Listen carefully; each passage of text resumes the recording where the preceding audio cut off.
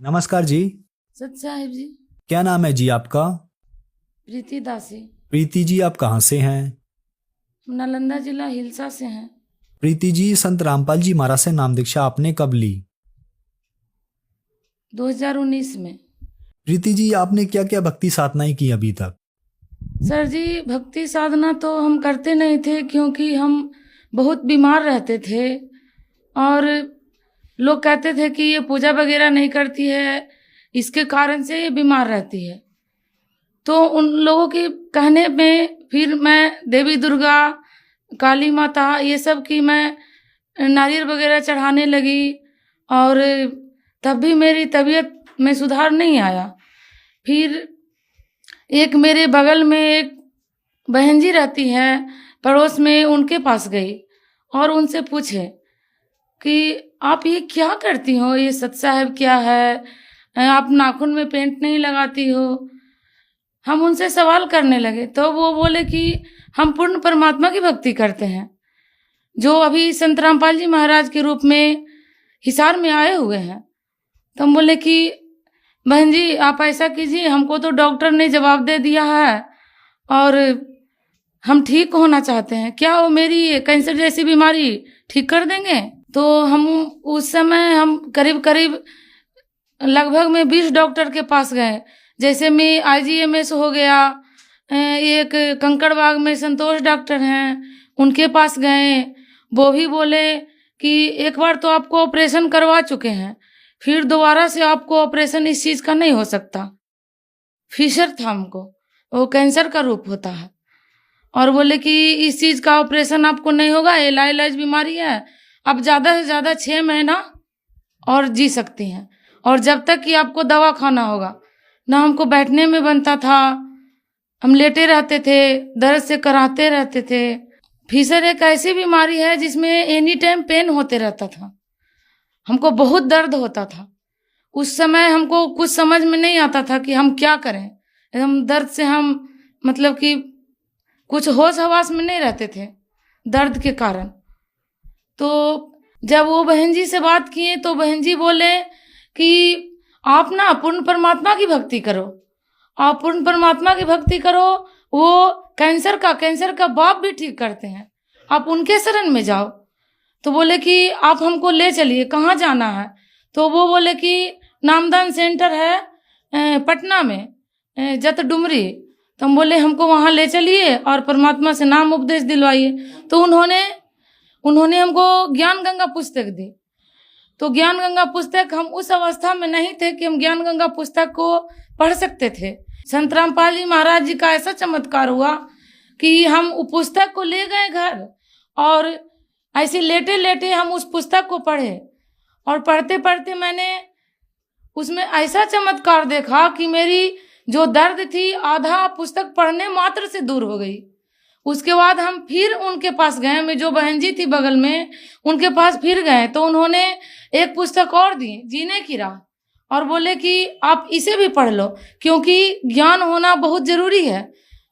उसके बाद जब हम पुस्तक पढ़े तो संत रामपाल जी महाराज का ऐसी दया हुई कि हमको बहन जी नाम उपदेश लेने के लिए यहाँ डुमरी हॉल लेके आई। वहाँ जाके मैंने संत रामपाल जी महाराज जी से नाम उपदेश लिया। प्रीति जी, आपकी जो परेशानियां थी, आपकी जो बीमारियां थी, क्या संत रामपाल जी महाराज से नाम दीक्षा लेने के बाद आपकी बीमारी या परेशानियां ठीक हुई? सर जी, बीमारी का तो नामो निशान नहीं है मेरे पास, जैसे लगता है कि हम कभी बीमार ही नहीं थे। संत रामपाल जी महाराज की ऐसी दया हुई कि हम आज स्वस्थ हैं।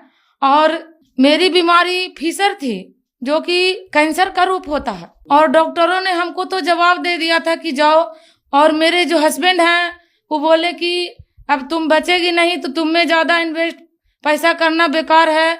करीब करीब हमें 10 से 12 लाख रुपए लग चुके थे, मेरा सारा चीज़ खत्म हो चुका था, और जैसे लगता था कि मेरा दिन दुनिया सब खत्म हो गया है, अब मेरे लिए कुछ बचा ही नहीं। मेरे 2 छोटे छोटे बच्चे हैं, उन लोगों को देखते थे तो लगता था कि मेरा अब कुछ है ही नहीं इस दुनिया में। लेकिन परमात्मा संत रामपाल जी महाराज वो मेरे भगवान हैं, आज उन्होंने उनकी दया से हम आज स्वस्थ हैं। आज और हम क्या कहें भगत जी, उनके छोटे मोटे लाभ तो होते रहते हैं। परमात्मा की दया है इतनी, संत रामपाल जी महाराज जी की दया है। डॉक्टरों ने कहा था कि 6 महीना में तुम खत्म हो जाएगी, और 6 महीना के बाद तो हमको लगता था कि अब हम खत्म ही होने वाले हैं। तो जब हम गुरुजी संत रामपाल जी महाराज जी से नाम उपदेश लेकर जब भक्ति करने लगे, तो हम बोले कि अब तो हमको जैसे लगा कि हमको कुछ अमृत मिल गया है। और हम घर जाकर सारा दवाई और रिपोर्ट वगैरह सब हम फेंक दिए, सब जला दिए। बोले अब हमको दवाई खाने की कोई ज़रूरत नहीं। आज हम 2.5 साल होने जा रहा है सर जी, आज हम 1 रुपया का दवाई नहीं खाए हैं। ऐसी मेरे गुरुजी की कृपा है। और 16 दिन में जब हम घर नाम उपदेश लेके आए, तो मेरे हस्बैंड बोले कि हमसे ये सब नहीं होगा। एकदम पूरी तरह से वो नास्तिक थे। 7 दिन नॉनवेज खाना, नशा करना, ये सब तो उनकी आदत थी। और हमको बोले कि बीमारी तुम्हें लगी है, तुम ठीक हो जाओ। जब हम परमात्मा की दया से हम ठीक हो गए, मात्र संत रामपाल जी महाराज जी की ऐसी दया हुई, मालिक की ऐसी दया हुई कि 16 दिन के बाद ही मेरे हस्बैंड ने परमात्मा से नाम उपदेश ले लिए, और वो भी आज भक्ति कर रहे हैं। ऐसी संत रामपाल जी महाराज जी की दया हुई।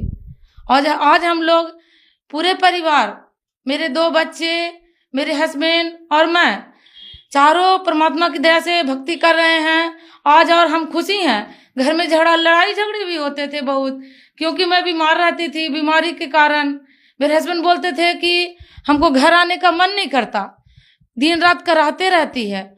लेकिन आज वही मेरा जीवन हंसी खुशी व्यतीत हो रहा है। हम संत रामपाल जी महाराज जी की दया से, क्योंकि ये बीमारी मुझे मात्र 32 साल की उम्र में ये लग गई थी बीमारी, तो लगा क्या मेरी जिंदगी इतना ही है। लेकिन नहीं, सोचते जब पूजा करने जाते थे मंदिर में, तो लगते थे कि भगवान है ही नहीं, ये सब ऐसे मिट्टी की मूर्त है, पत्थर की मूर्त है। लेकिन नहीं, भगवान है, और वो हैं अभी हिसार में आए हुए हैं, और उनका नाम संत रामपाल जी महाराज है। जाइए अपना मोक्ष करवाइए परमात्मा से। संत रामपाल जी महाराज से नाम दीक्षा लेने के बाद आपको बहुत सारे लाभ मिले। जो दर्शक आज आपको टीवी पर देख रहे हैं, खास करके महिलाएं, उनके लिए आप क्या कहना चाहेंगी? सर जी, हम उपदेश देने और किसी को कुछ बताने के लायक नहीं है।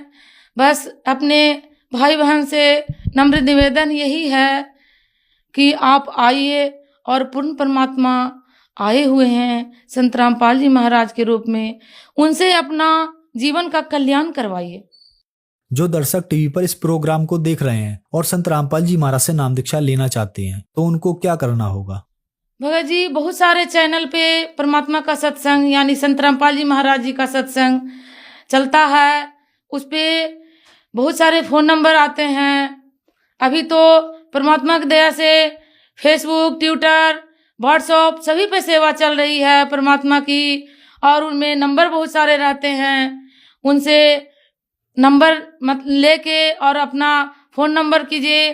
बगल में नामदान जहाँ केंद्र है, वहाँ जाके नाम उपदेश लीजिए और अपना जीवन का कल्याण करवाइए। धन्यवाद जी।